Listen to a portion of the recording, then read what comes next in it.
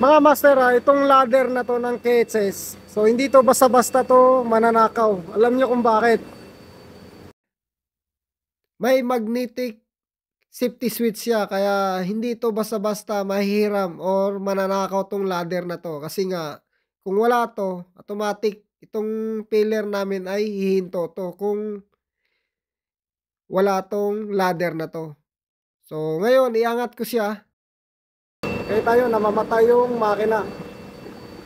Dahil dito sa ladder na to.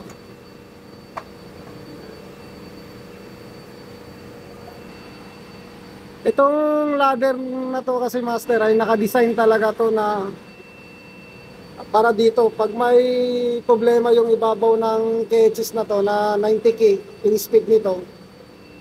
So nakaabang talaga yan dyan, no?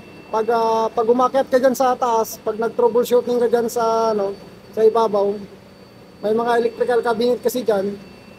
So hindi ka mahirapan dahil nga may ladder. Itong ladder na to.